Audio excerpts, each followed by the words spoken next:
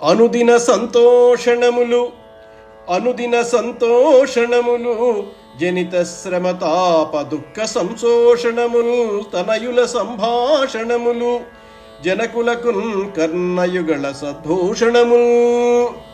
తండ్రులకు తనయుల ముద్దు మాటలు ఎప్పుడూ సంతోషాన్ని కలిగించేవి. శ్రమ వల్ల కలిగిన తాపాన్ని దుఃఖాన్ని పోగొట్టేవి. చెవులకు పసందైన విందుల వంటివి అని. ఇంకా నాయనా, చదివిన విషయాలలో నీ మనస్సుకు నచ్చినది ఏదో చెప్పు అని అడిగిన తండ్రితో ప్రహ్లాదుడు ఈ విధంగా అంటున్నాడు. ఎల్ల శరీరధారులకు ఇళ్లను చీకటి నూతిలోపలం త్రెళ్ళక వీరున్ ఏమున్ అనుమతి భ్రమణంబున భిన్నులై ప్రవర్తిల్లక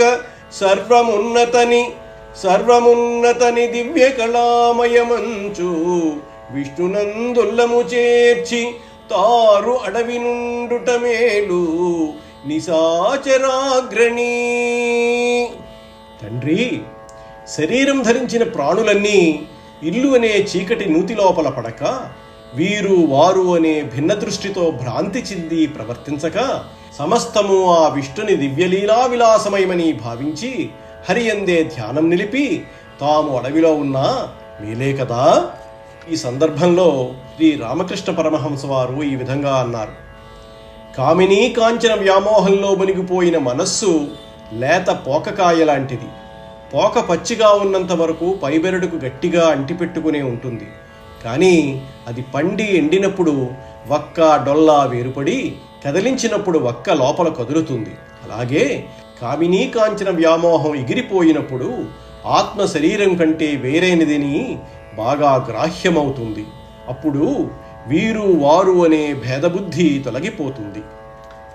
ఈ విధంగా తన కొడుకు శత్రువును మెచ్చుకునే మాటలు అంటూ ఉంటే విని హిరణ్యకశిపుడు ఆశ్చర్యపడి నవ్వుతూ ఇలా అన్నాడు. ఎట్టాడిన అట్టాదురిట్టిట్టని పలుక నెరుగురితరుల శిశువుల్ దట్టించి ఎవ్వరేమని పట్టించిరో బాలకునకు పరపక్షంబుల్. పిల్లలు పెద్దలను అనుకరిస్తారు, ఎలా అనమంటే అలా పలుకుతారు. కానీ ఈ విధమని ఆ విధమని ఎదురు చెప్పరు.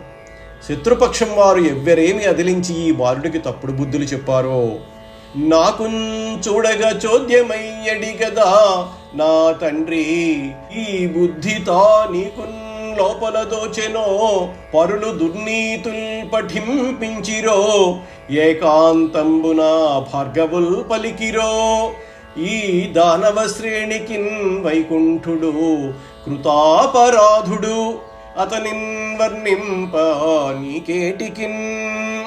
నాయనా, ఆశ్చర్యంగా ఉందే, ఈ బుద్ధి నీకే పుట్టిందా? మనకు కిట్టని వాళ్ళెవరైనా చెప్పారా? లేక రహస్యంగా గురువులు చండామర్కులు బోధించారా? మన దానవులందరికీ విష్ణువు పెద్ద శత్రువు, బద్ధ విరోధి. అతన్ని మనం నిందించాలి గాని పొగడకూడదు. తనని స్తుతించటం నీకెందుకు?